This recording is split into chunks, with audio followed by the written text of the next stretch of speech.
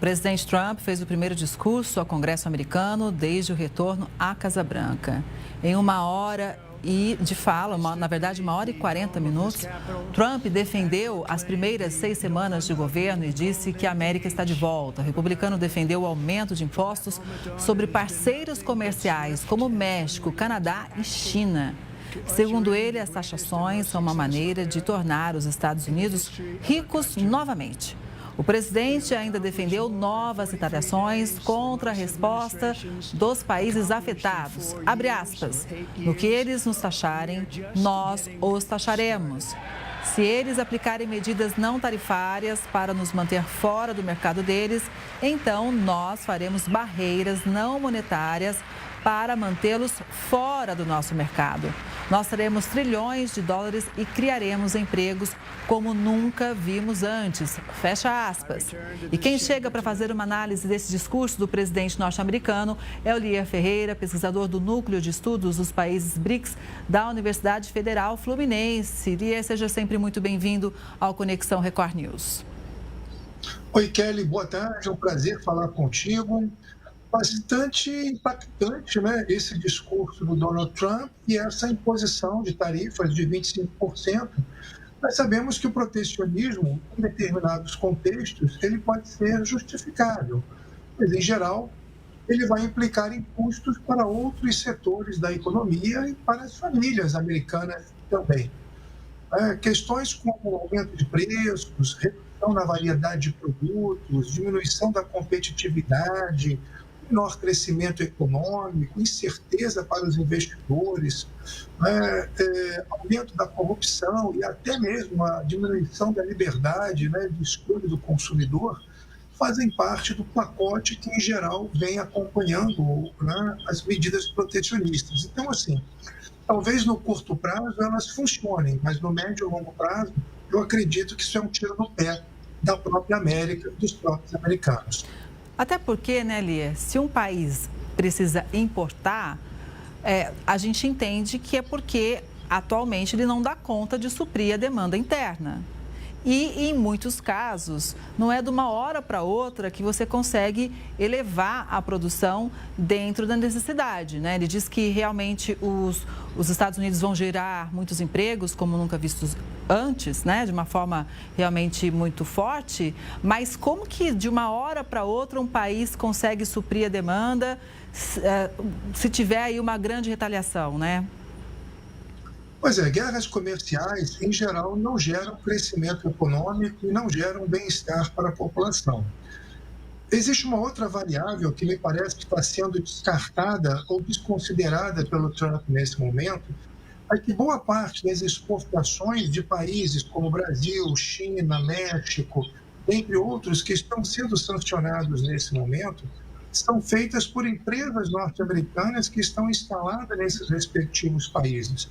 E elas estão instaladas nesses respectivos países porque elas buscam exatamente as vantagens competitivas que esses mercados, periféricos podem dar a essas empresas, inclusive naquilo que diz respeito à sua competitividade global.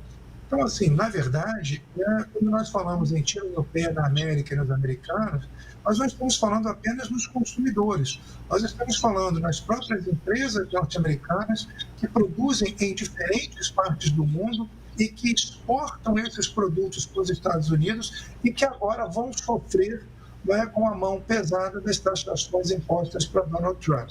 Além disso, com algum tempo, o mercado também vai gerando as suas consequências negativas para os Estados Unidos. Ou seja, produtos americanos começarão a ser, de uma forma ou de outra, taxados em outros mercados, o que também não é positivo para os produtores locais. Agora, Lier, é claro, né, que os Estados Unidos são uma grande potência, né? Porém, existem outras potências mundo afora, né? Obviamente, existe aí uma briga de gigantes, né? Comercialmente falando, China, Estados Unidos, mas Trump também citou a questão da Índia. Com o passar do tempo, se essas taxas realmente ficarem ali firmes e fortes, a tendência é que os países vão se reorganizando, né? Buscando outras relações comerciais para fazer novos negócios. Qual é a sua análise sobre isso? Olha, Kelly, a tua análise, na verdade, é perfeita, né? Se nós olharmos, por exemplo, as imposições de tarifas adicionais sobre o setor de aço brasileiro, nós assistimos algo parecido no primeiro mandato do governo Trump. E uma parte do mercado americano que não pode ser mais acionada pelos produtores de aço e ferro do Brasil foram deslocadas para outros mercados, como, por exemplo, o mercado chinês, que aumentou a participação na compra, né, dos produtos primários e semi-elaborados do setor siderúrgico, que eram exportados pelo Brasil para os Estados Unidos. Isso vai acontecer naturalmente, de modo que o mercado americano poderá vir a se tornar um mercado cada vez menos significativo. Vejam bem, não deixará de ser significativo jamais, mas ele poderá ser um mercado menos significativo para exportadores de outros países. A Índia está crescendo muito, a China está crescendo muito, e o acordo recente entre o Mercosul e a União Europeia pode fazer com que também uma parte desses mercados americanos que deixem de ser acionados por produtores brasileiros, argentinos, né, e outros membros do Mercosul também possam ser deslocados para a Europa. Então, assim, guerras comerciais, como eu disse, não tendem a gerar benefícios recíprocos para o comércio global. E a aposta do Donald Trump é uma aposta bastante pesada, e eu volto a dizer, no curto prazo, ela deve gerar indicadores positivos para a economia americana, mas no médio e longo prazo, a América e os americanos certamente irão perder. Agora, Lie, você citou sobre o impacto, né, das empresas americanas. Olha só, durante o discurso no Congresso, o presidente norte-americano também voltou a falar sobre o Canal do Panamá. Donald Trump criticou a presença da China e afirmou que está recuperando o Canal do Panamá depois que uma empresa gestora de ativos comprou portos na região. Segundo o republicano, o canal foi construído por americanos e para americanos. O canal está sob controle panamenho desde 1970, mas, segundo Trump, o acordo foi violado devido à influência chinesa e, por isso, os Estados Unidos vão tomar o controle da região de novo. Lie? Olha, é uma ação bastante contundente, né, do governo Trump. Na verdade, muito claramente, né, nesse discurso ao Congresso, parece que o Trump não saiu do palanque como candidato, né, e ele tem se comportado, né, como presidente da mesma forma que ele se comportava como candidato.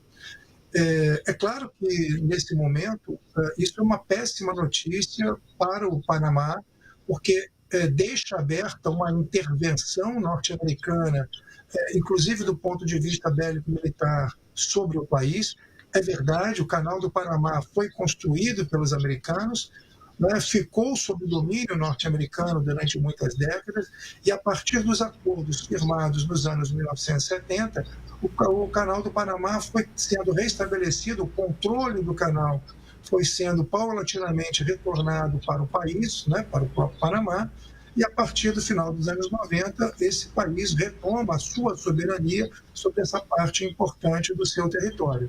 O que nós temos são operadoras chinesas, né, que operam alguns portos do canal. Né? Operadores chineses, assim como operadores estrangeiros, operam portos em diferentes partes do mundo. Isso não é diferente no Brasil, isso não é diferente na Europa, isso não é diferente sequer nos Estados Unidos. Nem todos os operadores portuários são de nacionalidade de bandeira norte-americana.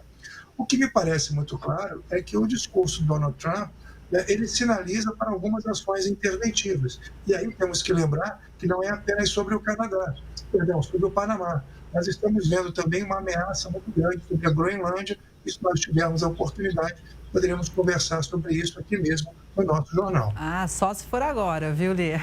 Ainda no assunto realmente tomar os territórios, Donald Trump defendeu a anexação da Groenlândia. Segundo o presidente, a ilha autônoma será bem-vinda aos Estados Unidos. Trump defendeu que o controle da Groenlândia é necessário para a segurança nacional e internacional, mas afirmou que apoia o direito da região de determinar o próprio futuro. Mesmo assim, ele se disse confiante de que vai conseguir, de uma forma ou outra anexação. A Groenlândia é uma ilha autônoma situada no Ártico, mas sob o controle da Dinamarca. E olha, em resposta ao discurso de Donald Trump, o primeiro-ministro da Groenlândia afirmou que a região não deseja fazer parte dos Estados Unidos. Ele disse que a Groenlândia não está à venda e não pode ser tomada e ainda defendeu que os habitantes da ilha não desejam ser americanos ou dinamarqueses e que o futuro vai ser decidido por eles, Lier. Me parece que a chave está exatamente nessa parte final do discurso, né? Os groenlandeses são basicamente membros do povo inuit. São aproximadamente 55 a 60 mil pessoas que habitam essa região bastante inóspita, que há muitos séculos é controlada pela Dinamarca, mas é considerada uma região autônoma. Por isso, inclusive, nós temos a figura de um primeiro-ministro local. A Groenlândia não é um país, não é um Estado nacional soberano, não tem aquelas características inerentes ao Estado nacional, povo, território, governo, soberania, finalidade, enfim, mas é um protetorado, enfim, é um território autônomo que pertence à Dinamarca.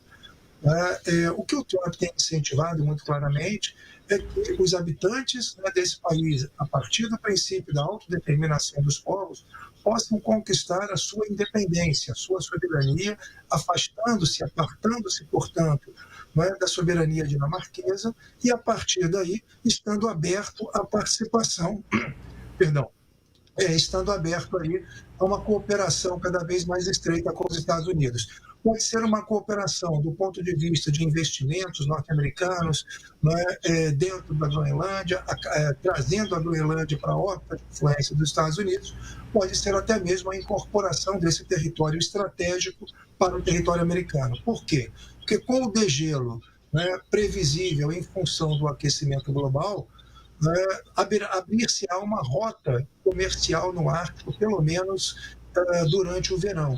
E essa rota, junto com o controle da rota do Canal do Panamá, ela será um ativo estratégico muito grande para os Estados Unidos, que vai ter como único concorrente a Rússia, que também domina a parte da região. Mas, enfim, parece que com os russos o diálogo americano está muito fácil e muito profícuo. Pelo menos neste momento, né, Lier? Inclusive, o presidente Donald Trump ameaçou cortar o financiamento de instituições de ensino que permitam protestos ilegais. Segundo o republicano, os chamados agitadores estrangeiros serão presos ou enviados permanentemente de volta ao país de origem. Já os estudantes americanos serão expulsos permanentemente e podem até ser presos. Apesar da declaração, Trump não detalhou quais manifestações serão consideradas ilegais. Lier? Olha, certamente as manifestações que deverão ser consideradas ilegais são aquelas manifestações contrárias ao seu governo.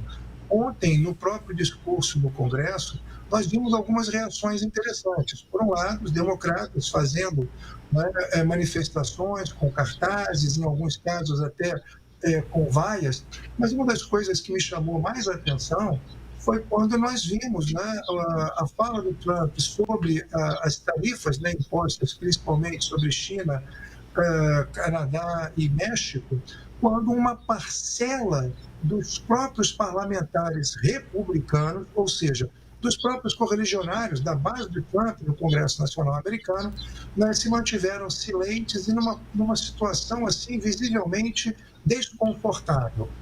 São parlamentares que entendem, evidentemente, os riscos que estão por trás de uma guerra comercial e sabem, portanto, que essas medidas deverão ser negativas para o próprio governo americano. O mesmo vai acontecer se o governo Trump começar a fazer a perseguição de estudantes, sejam americanos ou estrangeiros que estejam em universidades americanas, que se coloquem contrários às políticas internas e externas dos Estados Unidos. Isso certamente vai gerar uma série de batalhas judiciais, uma série de movimentações políticas contrárias ao governo, em um momento em que a popularidade do Trump já começa a cair nos Estados Unidos. Então, assim, seria muito importante que o presidente Donald Trump, pela importância estratégica dos Estados Unidos, pelo peso que o seu governo tem nesse momento, dentro dos Estados Unidos e, evidentemente, no conjunto do mundo, descesse do palanque e passasse a governar. passasse a governar dentro da tradicional institucionalidade norte-americana, que me parece o mais indicado para a América e para o mundo nesse momento. Olha, ainda durante o discurso no Congresso, Donald Trump, inclusive, criticou a participação de países da Europa na guerra na Ucrânia. Segundo o presidente, enquanto os Estados Unidos enviam bilhões de dólares em ajuda à defesa ucraniana, o bloco europeu gasta mais dinheiro com a compra de gás e petróleo russos do que em apoio à Ucrânia. Trump afirmou que os Estados Unidos gastaram mais de 350 bilhões com a guerra até o momento, enquanto a Europa desembolsou um total de 100 bilhões. Lier. Olha, as avaliações internacionais dizem que o valor desempenhado pela Europa, né, nesse momento foi de aproximadamente 200 bilhões. É claro que nós não temos essa contabilidade devidamente constituída, porque nós sabemos que o apoio militar ele não é contabilizado como outros gastos, como educação, saúde, moradia, dentre outros.